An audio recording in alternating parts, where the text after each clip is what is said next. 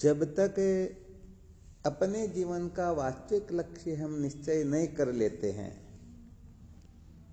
क्या नहीं कर लेते हैं?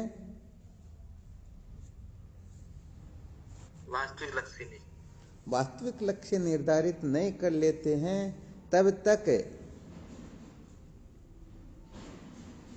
सचमुच में हमारी उस ओर प्रवृत्ति होती ही नहीं। इसको अच्छी तरह से समझ लेना चाहिए, अच्छी तरह से इसका निश्चय कर लेना चाहिए। तो अपने वास्तविक लक्ष्य का दिग्दर्शन करवाने के लिए तो वास्तव में जीवन का लक्ष्य क्या हो, इसके लिए तत्वानुसंधान नामक ग्रंथ की प्रस्तावना का थोड़ा स्वाध्याय कर लेते हैं।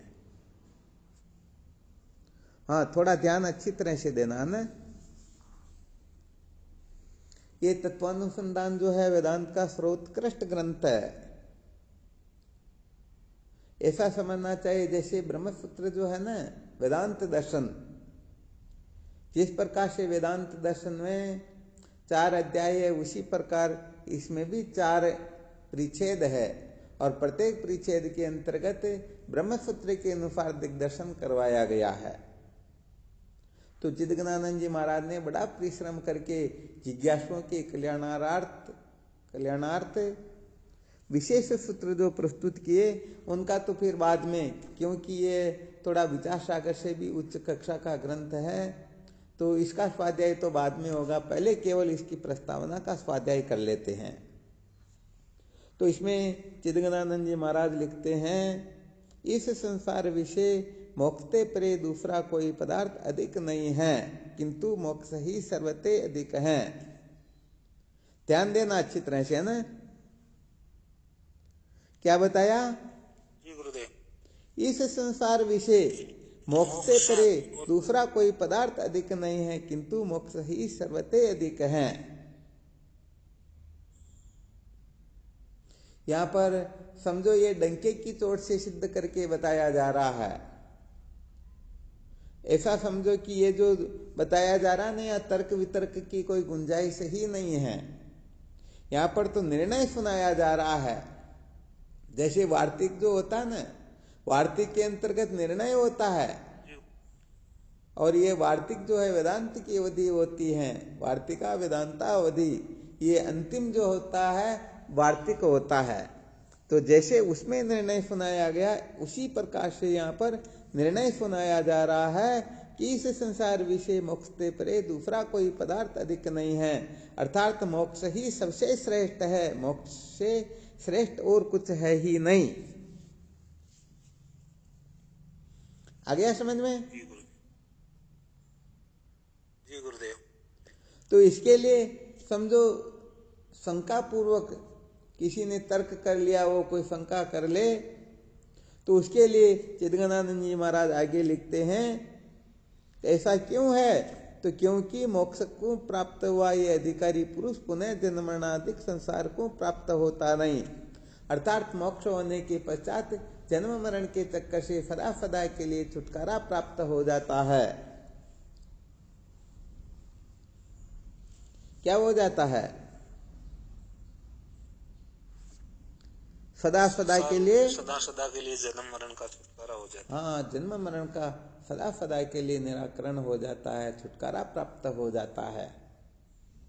जीवन के अंतर्गत हम जितने भी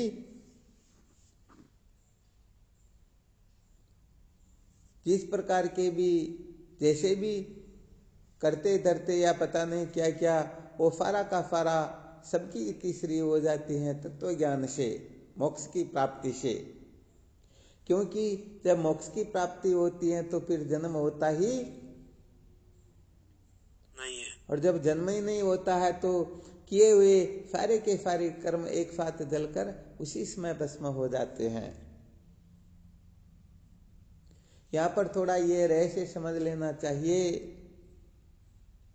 कि हम संसार को महत्व दे करके जो कुछ भी करते हैं, इनका सचमुच में कोई औचित्य नहीं होता है। संसार को महत्व दे करके भले ही कल्प कल्पांतर तक हम समस्त शास्त्रोक्त क्रियाओं का अनुष्ठान करते रहे फिर भी जीवन सार्थक होने वाला है नहीं। और यदि ब्रह्म विचार करके अविद्या के बंधन से सदा सदा के लिए छुटकारा प्राप्त कर ले तो हम सदा सदा के लिए कृतार्थ हो जाते हैं। तो यहाँ पर विशेष बात यही बताई गई है कि मोक्ष जो है सबसे श्रेष्ठ है। मोक्ष होने के पश्चात पुनः जन्म मरणादिक संसार की प्राप्ति नहीं होती। जी गुरुदेव। ये जो वार्ता है ना, ये लोक विषय प्रसिद्ध है। संसार में चाहे साधक सत्संगी हो या नहीं हो, सबकी ये मान्यता है या नहीं, मोक्ष होने के बाद में फिर जन्म नहीं होता। जी गुरुदेव, बिल्कुल सबकी मान्यता है। सबकी मान्यता। इस सत्संगियों की बात नहीं है, साधन भजन करने वालों की बात नहीं, जिज्ञासुओं की बात नहीं, बल्कि संसार के जो साधारण पुरुष हैं वह भी ऐसा ही कहते हैं कि मोक्ष होने के पश्चात पुनः जन्म मरणादिक संसार की प्राप्ति नहीं होती। हाँ, भले ही वो इस मोक्ष को बड़ी कठिनाई से प्राप्त होने वाली समझे, ये प्रसंग फिर थोड़ा अलग हो जाएगा। जी गुरुदेव। तो अब देखो यहाँ पर अच्छी तरह से ध्यान देना। जी। वेदांत के जो सर्वोत्कृष्ट सूत्र होते हैं उनको श्रुति स्मृति सूत्र से सिद्ध करके बताना होता है। अर्थात तो उसमें श्रुति प्रमाण भी हो, स्मृति प्रमाण भी हो और सूत्र प्रमाण भी हो। अर्थात उपनिषद, गीता व ब्रह्म सूत्र, इन तीनों का प्रमाण्य जब पूर्ण रूप से प्राप्त होता है तब वहां पर तर्क वितर्क की, संशय की कोई गुंजाइश ही नहीं रहती है। रहेगी क्या? जो बात श्रुति माता कह रही है वही बात भगवत गीता कह रही है और वही बात वेदांत दर्शन कह रहा है। भाई तीन तराजू पर देख लेते हैं और तीनों जगह पर सोने का भार बराबर आए तो फिर संशय रहेगा क्या? हाँ, एक में गड़बड़ हो सकता है, दो में गड़बड़ हो सकती है, परंतु तीन तीन में गड़बड़ थोड़े होती है। नहीं होगी ना। तो बस यहाँ तक ये विशेष रहस्य बताया गया जिसको श्रुति स्मृति सूत्र से सिद्ध करके बताते हैं, उनका प्रमाण दे करके बताते हैं कि वास्तव में ये बात जो है ये बिल्कुल परम सत्य है। तो हमने थोड़ा अध्ययन किया था, उस अध्ययन को थोड़ा वापस दोहरा देते हैं। इस संसार विषय मोक्ष ते परे दूसरा कोई पदार्थ अधिक नहीं है, किंतु मोक्ष ही सर्वते अधिक है। कहते मोक्ष को प्राप्त हुआ ये अधिकारी पुरुष पुनः जन्म मरणादि रूप संसार को प्राप्त होता नहीं। ये वार्ता लोक विषय प्रसिद्ध है। यहां तक हमने अध्ययन कर लिया। अब इसको सबसे पहले श्रुति प्रमाण से सिद्ध करके बताते हैं कि मोक्ष होने के पश्चात पुनः जन्म मरणादिक संसार की प्राप्ति नहीं होती। तो देखो, कालाग्नि रुद्रोपनिषद के अंतर्गत एक श्रुति आती है और उस श्रुति का कथन है नैसे पुनरावर्तते। क्या है? नैसे पुनरावर्तते, अर्थात मोक्ष होने के बाद में फिर पुनः जन्म नहीं होता है। ये श्रुति का प्रमाण दे दिया गया। किसका प्रमाण दिया? श्रुति का। हाँ, ये श्रुति का प्रमाण हो गया। अब स्मृति का प्रमाण अर्थात भगवत गीता का प्रमाण। कहीं पर आप लोग तो शायद भगवत गीता का पाठ करने वाले होगे, बता सकते हो भगवत गीता में किस जगह पर ऐसा वर्णन आया कि मोक्ष होने के पश्चात फिर पुनः जन्म मरण नहीं होता है? गुरुदेव, आ ब्रह्म भवनार होगा पुनरावर्तिन अर्जुन मामू पहनते तू कौनते पुनर्जन्म ने विदे। क्या बात है, बहुत बहुत धन्यवाद, बहुत अच्छी बात। इसका मतलब ये गीता का स्वाध्याय करते हैं। और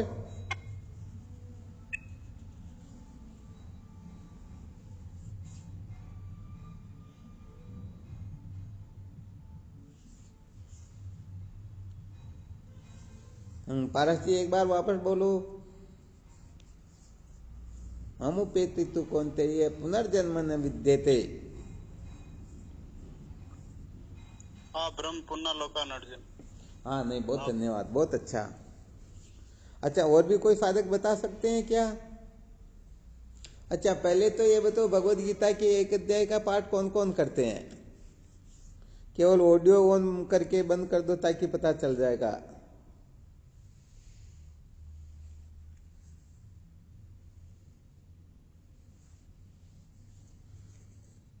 इसका मतलब एक साधक केवल भगवत गीता का पाठ करते, बहुत धन्यवाद है। बाकी सब खाने पीने में मस्त है। चलो, और भी कोई प्रमाण ध्यान में आ रहा हो कहीं पर तो?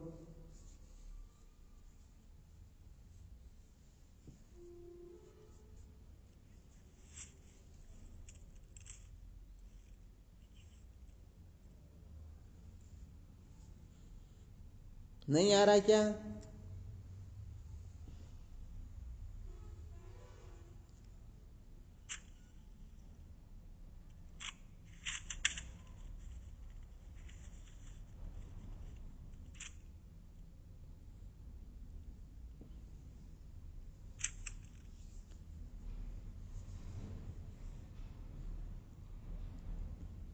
नहीं आ रहा तो बोलो तो सही भाई, हाँ नहीं आ रहा।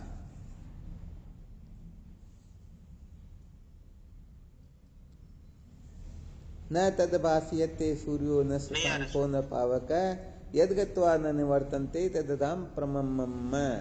भगवान कहते हैं यद्गत्वा न निवर्तन्ते तद्धाम परमम्, अर्थात जहां जाने के बाद में फिर लौट कर नहीं आना पड़ता, वही मेरा परम धाम है।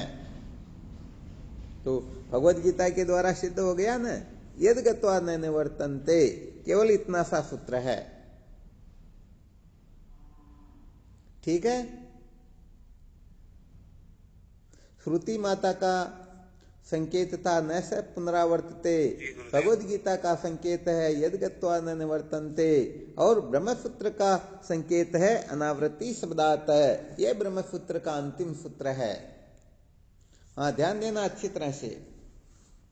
तो देखो, श्रुति से स्मृति से सूत्र से यह सिद्ध हो गया।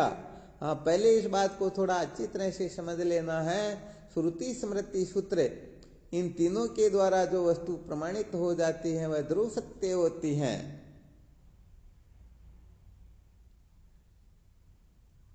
और यदि इन तीन में से एक भी यदि उसके लिए आनाकानी करता है तो समझ लो वो बात बिल्कुल ठीक नहीं है। अच्छा, इन तीन में से कौन आनाकानी करे तब ठीक नहीं, बाकी ठीक हो सकते, ऐसा कोई संकेत कर सकते हैं क्या?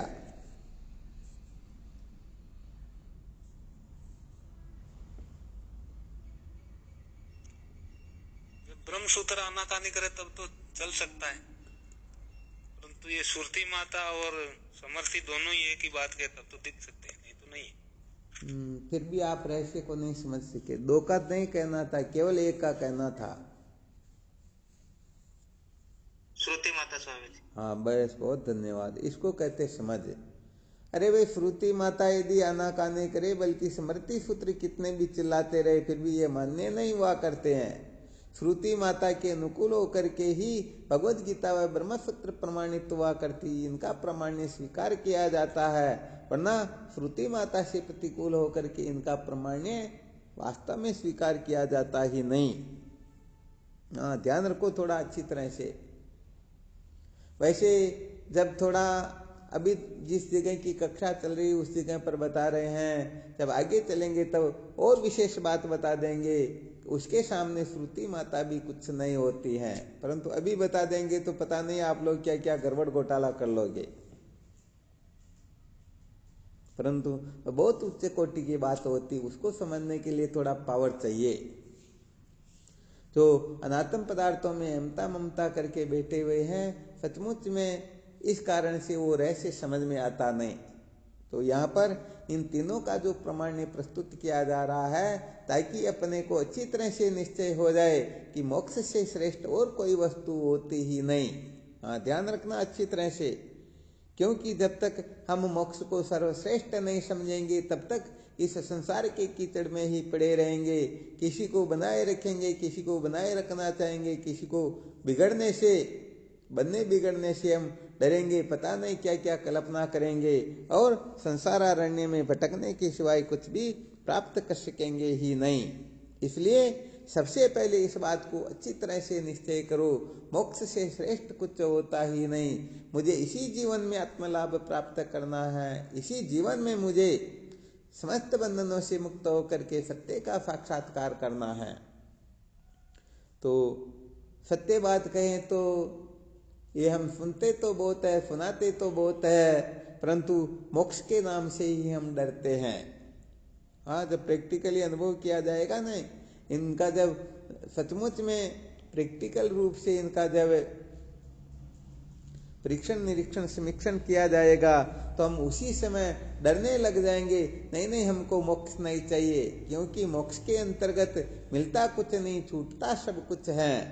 हम छोड़ना नहीं चाहते हैं, हम संसार के नाते रिश्तों को नहीं छोड़ना चाहते हैं, हम अपने देह में क्षमता ममता को नहीं छोड़ना चाहते हैं, इंद्रियों के विषय भोगों को छोड़ना नहीं चाहते हैं, मन की मान्यताओं से मुक्त नहीं होना चाहते हैं, बुद्धि की जानकारियों को सबसे श्रेष्ठ समझ करके पागल हो रहे हैं। इसलिए सच्ची बात तो यह है, हम कह भले देंगे हम चाहते मोक्ष, परंतु मोक्ष के नाम पर हम वास्तव में बड़ा गड़बड़ घोटाला करते हैं। इसलिए सबसे पहले अच्छी तरह से इस बात का निश्चय करें, मुझे केवल और केवल मात्र मोक्ष ही चाहिए।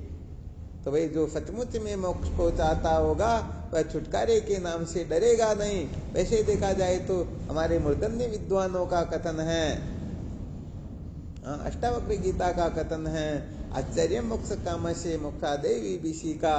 बहुत बड़े आश्चर्य की बात है, लोग संसार में चाहते हैं मोक्ष, परंतु मोक्ष के नाम से ही डरते हैं। कह दे कि ये तुम्हारे को छोड़ना होगा तो वो सबसे पहले डर जाते हैं कि नहीं नहीं हम ये नहीं छोड़ सकते हैं। तो सच्ची बात ये, मोक्ष की जो कल्पना कर रहे हैं केवल और केवल मात्र मनोरंजन के सिवाय कुछ भी नहीं है।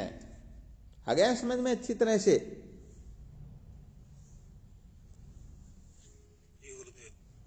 तो यहाँ पर बताया गया कि इस संसार विषय मोक्ष ते परे दूसरा कोई पदार्थ अधिक नहीं है, किंतु मोक्ष ही सर्वते अधिक है। कहते मोक्ष को प्राप्त हुआ ये अधिकारी पुरुष पुनः जन्म मरणादि रूप संसार को प्राप्त होता नहीं, ये वार्ता लोक विषय प्रसिद्ध है। और इसके लिए श्रुति स्मृति सूत्र तीनों ही प्रमाण दे दिए गए। नैष पुनरावर्तते, ये कालाग्नि रुद्रोपनिषद का मंत्र है। यद्गत्वा न निवर्तन्ते, ये भगवद गीता का मंत्र है। और अनावृत्ति शब्दार्थ है, ये ब्रह्म सूत्र का अंतिम है। यद्गत्वा न निवर्तन्ते, ये कौन से अध्याय में आता, ध्यान है क्या? 15वें अध्याय में। कौन से श्लोक में? 7वें श्लोक में। नहीं, गलत हो गया या सही है? चलो यहां पर देख लेना। न तद भाष्यते सूर्यो न शशांको न पावक, यद्गत्वा न निवर्तन्ते तद्धाम परमम् मम। बस इसी में आता है। चलो इसकी व्याख्या फिर करेंगे, क्योंकि थोड़ा समय ज्यादा हो जाएगा, परंतु इस रहस्य को भी थोड़ा अच्छी तरह से समझना होता है। न तद भाष्यते सूर्यो न शशांको न पावक, अर्थात सूर्य का प्रकाश जहां नहीं पहुंचता, चंद्रमा की जहां पर पहुंच नहीं है, और ये अग्नि, ये तीनों जिसको प्रकाशित नहीं करते हैं वही परम धाम है। और उस परम धाम को प्राप्त कर लेने के पश्चात फिर जन्मरणादि रूप संसार में भटकना नहीं होता है। अच्छा, बता सकते हो कि सूर्य का जो प्रकाश है ये कहां तक पहुंच सकता होगा? जहां तक पहुंचेगा उससे आगे तो फिर मोक्ष धाम हो गई ना, क्योंकि अपने संसार की जो अग्नि है ये तो जहां पर जलाएंगे शायद उसे 150 फीट की दूरी तक प्रकाश कर सके, और चंद्रमा जो प्रकाश करता है उसे तो सूर्य अधिक कर देता है। तो सूर्य का प्रकाश जितनी दूरी तक जाता उसी आगे फिर परमधाम हो गया ना, या नहीं हुआ? वो कैसे हो गया गुरुदेव? क्यों? यहाँ भगवान कृष्ण कह रहे हैं ना भगवद गीता के अंतर्गत, जिसको सूर्य प्रकाशित नहीं कर सकता, जिसको चंद्रमा प्रकाशित नहीं कर सकता, जिसको अग्नि प्रकाशित नहीं कर सकती, वही मेरा परम धाम है। अर्थात सूर्य चंद्रमा अग्नि का प्रकाश जहाँ नहीं जाता उसी आगे वो मेरा परम धाम है। तो वास्तव में ऐसी बात नहीं है। अच्छी तरह ध्यान दे करके समझ लेना इस रहस्य को, और वहां से ऊपर उठने की चेष्टा करना। यदि सचमुच में उस कचरे में पड़े रहे तो ये जीवन व्यर्थ चला जाएगा। हम अपनी जो अक्ल होशियारी है ना लगा के बैठे रहते हैं कि नहीं नहीं हम तो इसी से मुक्त हो जाएंगे, कृतार्थ हो जाएंगे। ये अपनी बहुत बड़ी मूर्खता है। अनादिकाल से ऐसी मूर्खता हम करते आ रहे हैं, इसलिए ये जन्म मरण का चक्र अभी तक शांत हुआ ही नहीं। तो यहाँ पर सूर्य चंद्रमा अग्नि ये तीनों ही प्रकाशित नहीं कर सकते हैं। इससे सिद्ध होता है कि अग्नि जो होती है ये मुख का देवता होता है। मुख के द्वारा जो कुछ भी बोला जाता है, यद वाचा नभ्य उदितम एन वाग विद्यते तदेव ब्रह्मत्वं यदि नेदम यदिदमुपासते। अर्थात मुख के द्वारा जो कुछ भी बोला जाता है वो परमार्थ नहीं होता है, वह परमात्मा नहीं होता है। सूर्य जो होता है ये आंख का देवता होता है। तो आंख जिस चीज को देख सकती है, आंख जिस चीज को प्रकाशित करती है, वह परमात्मा नहीं होता है। और ये चंद्रमा जो है मन का देवता होता है। तो यन मनसा न मनुते एनाहुर मनोमतम तदेव ब्रह्मत्वं विधि नेदम यदिदमुपासते। मन के द्वारा जो कुछ भी संकल्प विकल्प किया जाता है, जो कुछ भी मनन किया जाता है, वह परमात्मा नहीं है। शायद समझ में आ रहा होगा। तो भाई यहाँ पर मुख का कह करके समस्त कर्म इंद्रियों का निषेध कर दिया, आंख का कह करके समस्त ज्ञान इंद्रियों का निषेध कर दिया, और मन का कह करके समस्त अंतःकरण का निषेध कर दिया। अर्थात जागृत अवस्था में जिन 14 इंद्रियों के द्वारा व्यवहार होता है, उस व्यवहार के द्वारा परमार्थ तत्व का साक्षात्कार होता ही नहीं।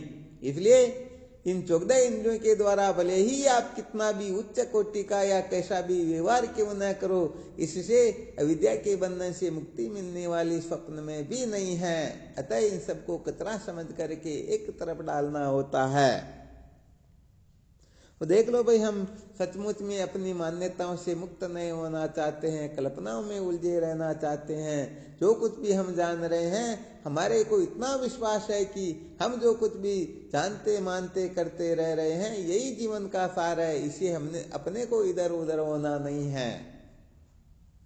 तो यहाँ पर कुल मिलाकर के इन 3 सूत्रों के द्वारा, श्रुति स्मृति सूत्र के द्वारा सिद्ध करके बताया गया कि मोक्ष होने के पश्चात पुनः जन्म मरणादिक संसार की प्राप्ति नहीं होती है। इत्यादि श्रुति स्मृति सूत्र करके भी सिद्ध है। याते इन अधिकारी पुरुषों ने ता मोक्ष को ही संपादन करना चाहिए, जिस करके पुनः जन्म मरणादि रूप संसार की प्राप्ति नहीं होवे। क्या सिद्ध करके बताया? श्रुति स्मृति सूत्र का प्रमाण देकर के सिद्ध कर दिया, जो अधिकारी पुरुष है उनको मोक्ष के सिवाय, पूरे संसार के लोगों के लिए नहीं कहा जा रहा है। यहाँ पर जो अधिकारी हैं उनको केवल और केवल मात्र मोक्ष को ही संपादन करना चाहिए, और किसी को महत्व देना ही नहीं चाहिए।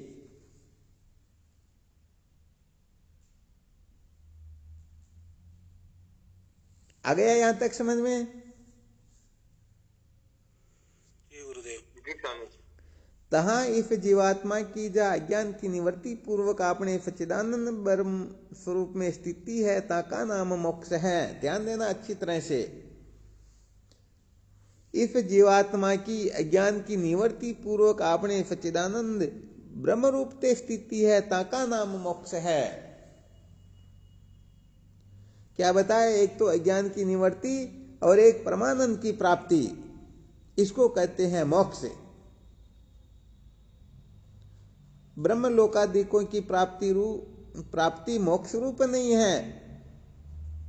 ब्रह्मलोक की जो प्राप्ति है ना, वो मोक्ष रूप नहीं है।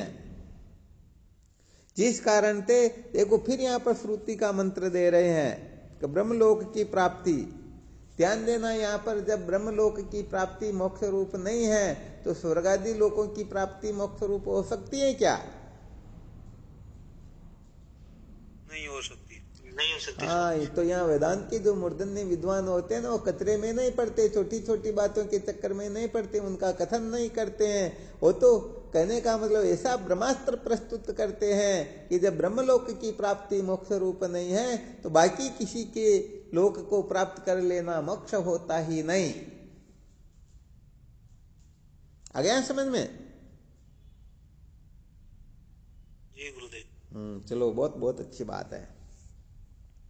तो यहाँ पर श्रुति मंत्र दिया जा रहा है, तदेते क्रम चित्तो लोकक्ष्यते एवं एवं मूत्र पुण्य चित्तो लोकक्ष्यते।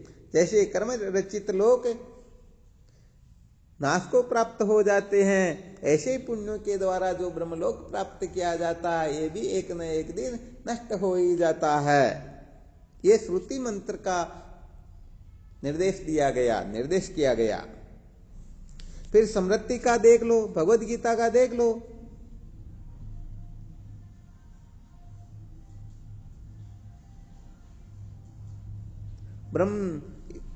ब्रह्मलोक के लिए कहां पर आया इसमें?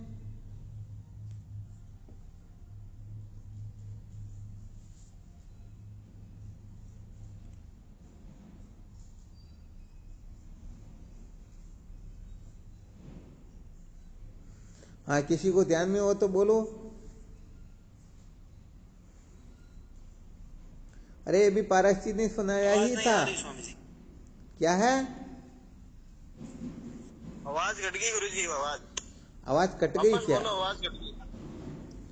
ब्रह्मलोक के लिए भगवद गीता में कहाँ निषेध किया गया? अर्थात ब्रह्मलोक की प्राप्ति भी मोक्ष रूप नहीं है।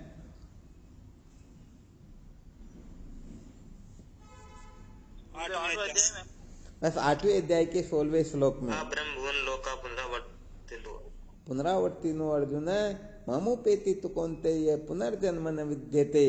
अर्थात ये ब्रह्मलोक भी पुनरावर्ती वाला ही है।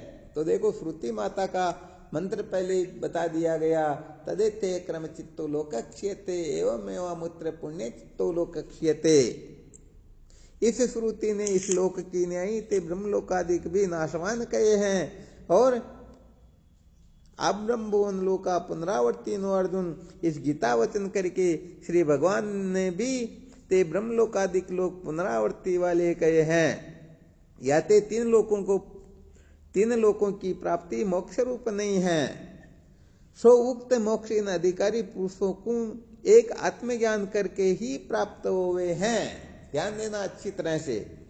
चिदगनानंद जी महाराज यहाँ पर लिख रहे हैं, ये जो मोक्ष है, जिस मोक्ष को प्राप्त करने के पश्चात फिर जन्म मरण के चक्कर से छुटकारा प्राप्त हो जाता है, ऐसी मोक्ष केवल और केवल मात्र आत्मज्ञान से ही प्राप्त होती हैं। इसके सिवाय और कोई साधन है ही नहीं।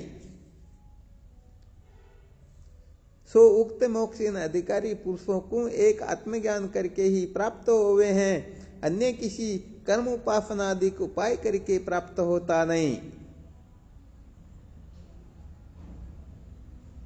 आत्मज्ञान के सिवाय किसी भी प्रकार का कर्म, किसी भी प्रकार की उपासना क्यों न हो, फिर भी उससे ये सिद्ध होती नहीं, उनसे ये प्राप्त होता ही नहीं। काहे से क्यों नहीं होता है? इसके लिए प्रमाण देंगे कोई? ज्ञान के बिना मुक्ति नहीं होती है। कोई श्रुति आदि का प्रमाण देंगे? नित्य ज्ञानान मुक्ति। अरे वाह, क्या बात, बहुत बहुत धन्यवाद। वापस बोलो। नित्य ज्ञानान मुक्ति, ज्ञान देव तू केवल। अच्छा, और कोई बोलेंगे वापस?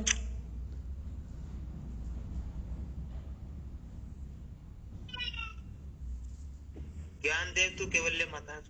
क्या नहीं आता बेटे? ज्ञानादेव तू केवल्यम, ज्ञानदेव नहीं होता। चलो, इसमें जो लिखा हुआ वो सुनाते हैं ना।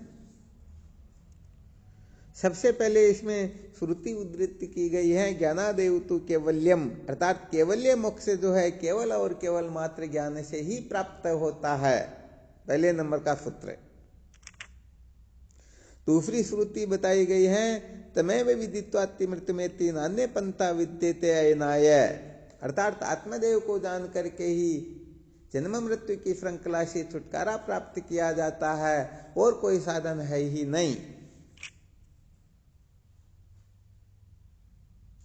इत्यादि श्रुतियों ने केवल आत्मज्ञान से ही मोक्ष की प्राप्ति कथन करी है, और नास्ता करते करते न अक्रिय तत्व कभी क्रिया से प्राप्त नहीं होता। अपने को जो वस्तु पहले से ही प्राप्त है, बताओ उस वस्तु को प्राप्त करने के लिए क्रिया की आवश्यकता होगी क्या? नहीं होगी स्वामी। हाँ, उनके लिए क्रिया की आवश्यकता नहीं होगी, क्योंकि हमको पहले से ही प्राप्त है। तो यहाँ श्रुति माता संकेत कर रही है नास्ता करते करते न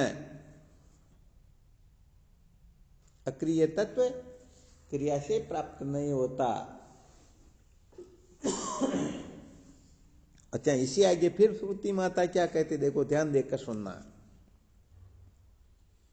न कर्मणा न प्रजया न धनेन त्यागे न के मृतत्व मानसु, जिस श्रुति का विचार गूगल मीट पर काफी समय तक किया गया। न तो कर्म से मोक्ष होती है, न धन से मोक्ष होती है, न भोग से मोक्ष होती है। कौन से कर्म से मोक्ष होती है, कौन से कर्म से नहीं होती है?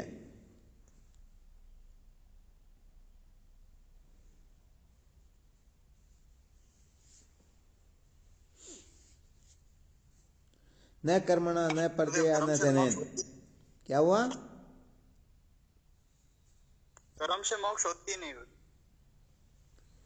4-5 प्रकार के कर्म बताए ना, नित्य कर्म, नैमित्तिक कर्म, काम्य कर्म, प्रायश्चित कर्म, निश्चित कर्म। तो इनमें से किस कर्म से मोक्ष हो सकती है? विशेष नहीं। पक्की बात है क्या? बनवारी जी आप बताओ, देखिए किसी कर्म से मोक्ष हो सकती है या नहीं हो सकती है?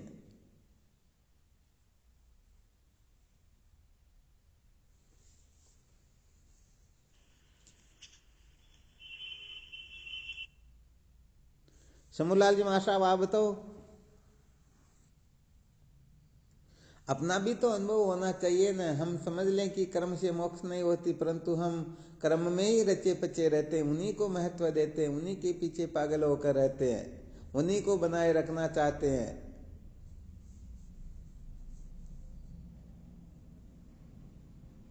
पन्नाराम जी आप बताओ। न कर्मणा न प्रजया न धनेन, कर्म धन भोग से मोक्ष नहीं होती। तो कौन से कर्म से मोक्ष होती, कौन से कर्म से नहीं, या किसी भी प्रकार के कर्म से नहीं? किसी भी प्रकार के कर्म से नहीं स्वामी जी, ऐसा बताया। अच्छा, बहुत अच्छी बात है। गोपाल जी आप भी बोलो न, देखे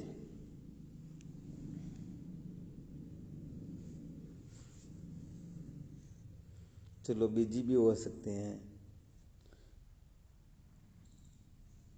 कौशल्या तुम बता देखे। हाँ शिवम बोलो। हाँ गुरु जी, कर्म में मोक्ष नहीं है।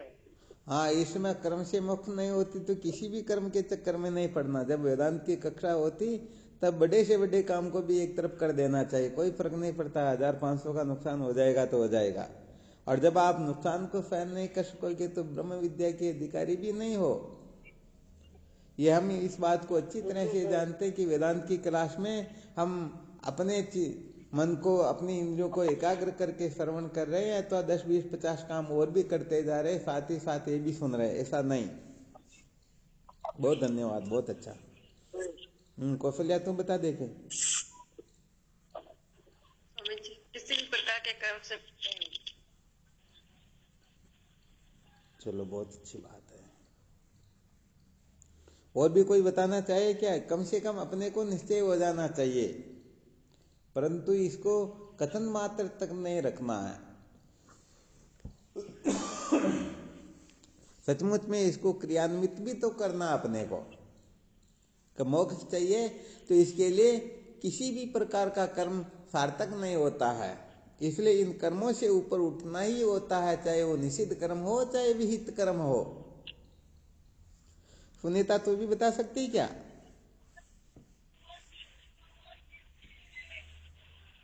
चलो बहुत अच्छी बात, कम से कम सुन तो रहे, बहुत धन्यवाद है। चलो बाकी के साधकों ने तो करीब करीब बता ही दिया। तो ये जो श्रुति मंत्र इसका बहुत अधिक विश्लेषण करना होता, 24 घंटे इसी का मंथन करना होता, क्योंकि कर्म धन भोग इसमें सब कुछ आ जाता है। हम सचमुच में अटके हुए होते हैं तो या तो कर्म में या धन में या भोग में। अब चाहे वो भोग विहित हो या निषिद्ध हो, वो कर्म सकाम हो या निष्काम हो, विहित हो या निषिद्ध हो, कुछ न कुछ तो होते ही होगा ना। दोनों में तो हो गई होगा। चलो ठीक, फिर आगे चलते हैं।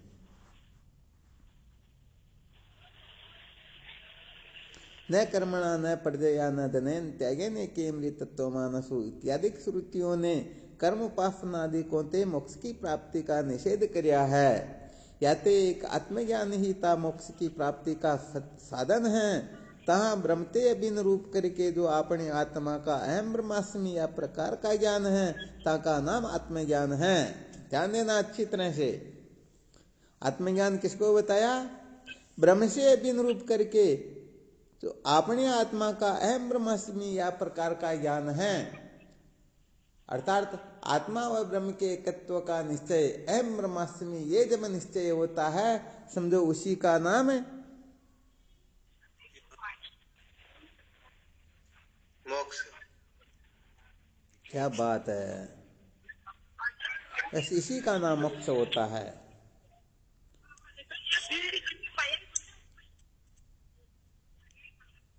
गोपाल जी ऑडियो बंद कर देना। कहीं आसपास में विक्षेप होता हो तो अपने को ऑडियो बंद कर देना, बोलते समय चालू करना और बंद होते तुरंत बंद कर देना, इतना अपने को सावधान रहना।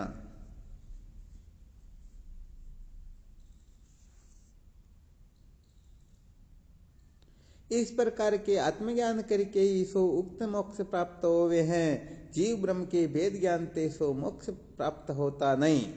तो यहाँ पर बताया गया है कि आत्मा व ब्रह्म के एकत्व ज्ञान से ही मोक्ष होता है। आत्मा व ब्रह्म के भेद ज्ञान से मोक्ष कभी भी होता ही, अर्थात आत्मा अलग है ब्रह्म अलग है, इस प्रकार के ज्ञान से कल्प कल्पांतर तक कोई कुछ भी क्यों न करता रहे, फिर भी मोक्ष होती ही नहीं। आ गया समझ में? जी गुरुदेव।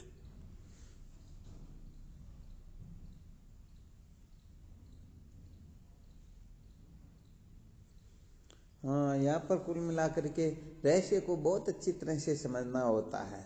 ये सारी बातें सचमुच में उनके हृदय में ही काम करेगी जो सबसे पहले निश्चय कर लेगा, मुझे इसी जन्म में मोक्ष प्राप्त करना है, इसी जीवन में सत्य का साक्षात्कार करना है। सचमुच में वह साधक ही इस जगह पर टिक पाएगा, वरना सवाल ही नहीं है।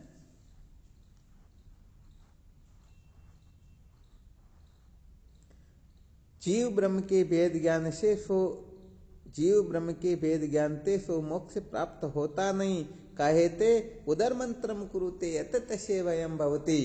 देखो श्रुति माता का संकेत है, उदर मंत्रम कुरुते अतत से वयम भवती, अर्थात आत्मा व परमात्मा में अणु मात्र भी कोई अंतर कर लेता है तो उसे भय की प्राप्ति होती है। ध्यान देना अच्छी तरह से। इत्यादि श्रुतियों ने वेददर्शी पुरुष को भय की प्राप्ति कथन करी है, तथा मृत्यु से मृत्युमापन होती यही है नान्य पश्यति। मृत्यु से मृत्यु को प्राप्त होता है कौन? जो यहाँ पर नानात्व देखता है। तथा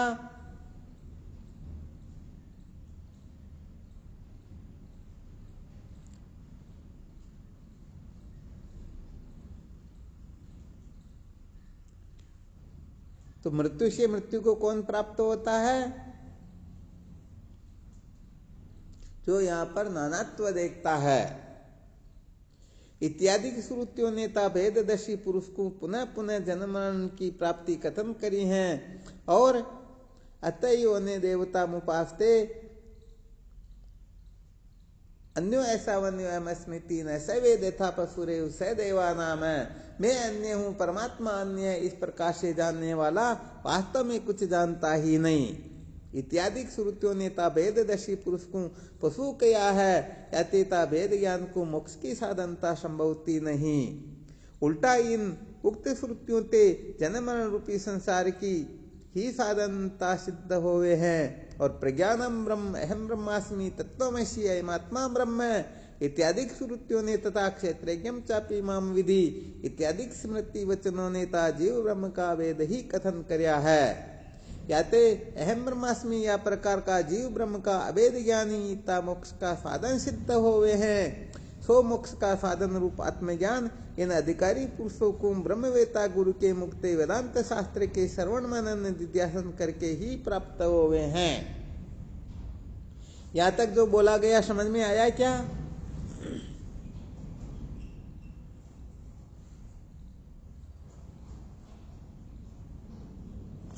जी गुरुदेव। याते ता मोक्ष की इच्छा वाले अधिकारी पुरुषों ने श्रवणाधिक साधनों करके आत्मज्ञान अवश्य संपादन करना चाहिए। और जे पुरुष प्रमाद करके ता आत्मज्ञान को नए संपादन करे हैं, तीन पुरुषों को न चेदिया वेदीर में तीन नष्टि एक केनोपनिषद के मंत्र का संकेत किया गया है। इस श्रुति ने जन्म मरणादि रूप महानानी की प्राप्ति कथन करी है। तथा यो वा एतदक्षरम गार्गे विदित्वा स्मालोकात् प्रेति स कृपण। इस श्रुति ने आत्मज्ञान ते रहित पुरुष को कृपण कया है। अर्थात जैसे लोक प्रसिद्ध कृपण पुरुष प्राप्त हुए धन के उपभोग ते रहित होवे हैं, तैसे अज्ञानी पुरुष भी नित्य प्राप्त ब्रह्मानंद धन के साक्षात्कार रूप उपयोग ते रहित होने ते कृपण ही है। यहाँ पर याज्ञवल्क्य जी महाराज और कारिकी का संवाद हो रहा है कि वास्तव में ब्राह्मण कौन है, कृपण कौन है। तो यहाँ पर याज्ञवल्क्य जी महाराज कारिकी को समझा रहे हैं कि जो इस अक्षर ब्रह्म को बिना जाने ही इस लोक से मरकर चला जाता है उसी को कृपण कहते हैं, और जो इस अक्षर ब्रह्म को जान लेता है वही ब्राह्मण होता है। तो यहाँ पर कृपण क्यों कहा गया? कृपण कहने का तात्पर्य होता है जैसे कृपण पुरुष जो होता है उसको अनंत संपत्ति प्राप्त हुई रहती है, फिर भी बेचारा दुखी ही रहता है। ऐसे ही हमें ब्रह्मानंद नित्य प्राप्त है, परंतु फिर भी हम 24 घंटे रो रहे हैं, पागल हो रहे हैं, दुखी रह रहे हैं। तो बताओ गड़बड़ हो रही है ना? जी गुरुदेव, बिल्कुल हो रही। जैसे लोक प्रसिद्ध कृपण पुरुष प्राप्त हुए धन के उपभोग ते रहित हुए हैं, तैसे अज्ञानी पुरुष भी नित्य प्राप्त ब्रह्मानंद रूप धन के साक्षात्कार रूप उपभोग ते रहित होने ते कृपण ही है। और जो अधिकारी पुरुष श्रवणादिक साधनों करके आत्मज्ञान को संपादन करे हैं, तिस अधिकारी पुरुष को अतः एतदक्षरम गार्गे विदित्वास्मालोकात् प्रेति स ब्राह्मण। इस श्रुति ने ब्राह्मण कया है। तथा गीता विषय श्री भगवान ने भी ज्ञानीत्वात्मे में मतम इस वचन करके ता ज्ञानवान पुरुष को अपना आत्मा ही कया है। याते इन अधिकारी पुरुषों ने मोक्ष की प्राप्ति वास्ते स्व आत्मज्ञान श्रवणादि को करके अवश्य संपादन करने योग्य हैं। या करने ते ही वेद विषय आत्मावारे द्रष्टव्य। इस श्रुति ने आत्मज्ञान की अवश्य कर्तव्यता को कही के आत्मज्ञान की प्राप्ति वास्ते श्रोतव्यो मंतव्यो निध्यासितव्य। इस श्रुति ते श्रवण मनन निध्यासन ये तीन साधन विधान करे हैं। या ते सब वेदों का साक्षात व परंपरा से आत्मज्ञान विषय ही तात्पर्य है। किसके विषय तात्पर्य है? आत्मज्ञान विषय। हाँ, समस्त शास्त्रों का जो प्रयोजन है, समस्त शास्त्रों का जो तात्पर्य है, वह केवल और केवल मात्र आत्मज्ञान विषय ही इनका तात्पर्य है, और तात्पर्य है ही नहीं।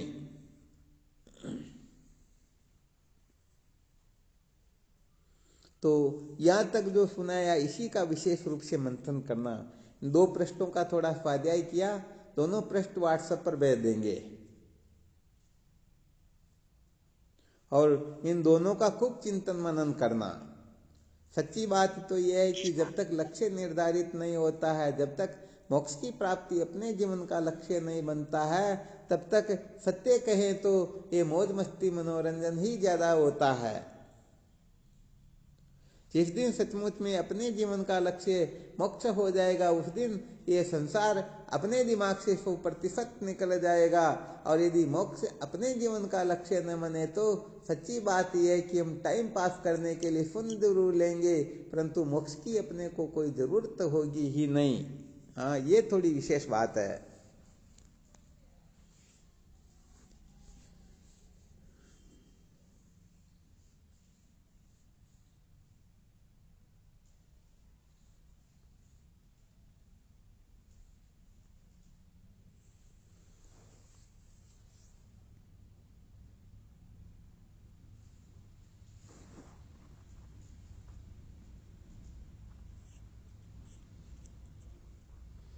अच्छा, इसमें कोई शंका हो तो बोलो, थोड़ी देर के लिए ये कर लेते हैं। वैसे देखते यदि समय मिला तो प्रत्येक संडे को 1 घंटे का रखेंगे, उसमें केवल शंका समाधान या कोई विशेष चिंतन मनन करना हो तो वही करेंगे। अब कब रखें, समय आपको सूचित कर दिया जाएगा। वही 12 बजे से 3 बजे के बीच में रखेंगे, फिर भी आपको बता दिया जाएगा। तो जो साधक थोड़ा वेदांत की कक्षा का स्वाध्याय करना चाहता है, वो अपने हिसाब से देख लेंगे। अच्छा, आज जो सुना इसमें कोई संशय हो तो उसके बारे में थोड़ा।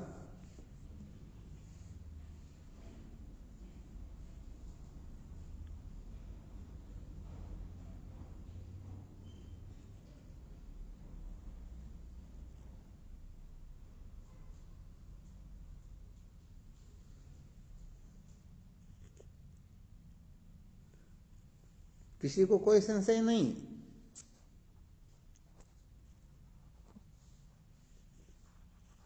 आज तो गुरुदेव संशय तो नहीं है किसी बात का। चलो, बहुत अच्छी बात है।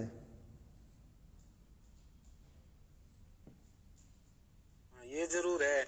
शिवोहम। प्रणाम गुरुदेव, आपके श्री चरणों में कोटि कोटि प्रणाम। हाँ, शिवोहम। प्रणाम गुरुदेव, आपके श्री चरणों में प्रणाम, बारंबार प्रणाम। शिवोहम।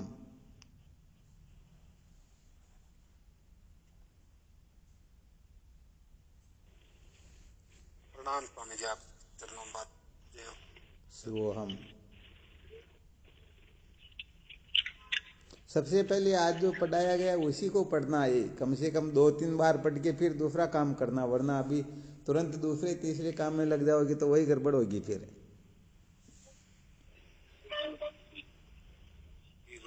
हाँ बिल्कुल, चलो। शिवोहम। प्रणाम आपके श्री चरणों में बारंबार। ठीक, शिवोहम। प्रणाम स्वामी जी। हाँ, शिवोहम।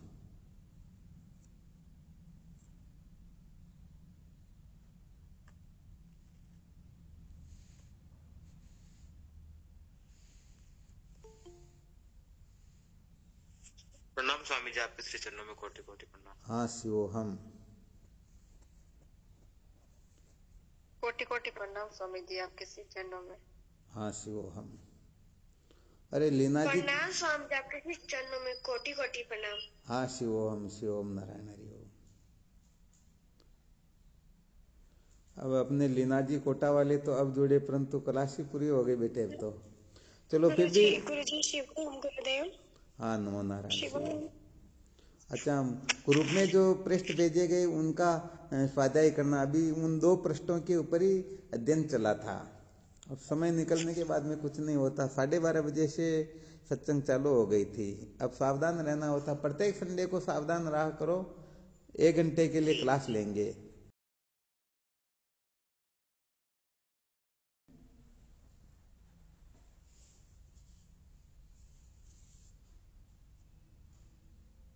चलो ठीक, इन पृष्ठों को पढ़ना फिर और देखेंगे, नहीं तो रिकॉर्डिंग ही भेज देंगे ग्रुप में, ठीक है ना? गुरुदेव ठीक शिवोहम। प्रणाम आपके श्री चरणों बारंबार।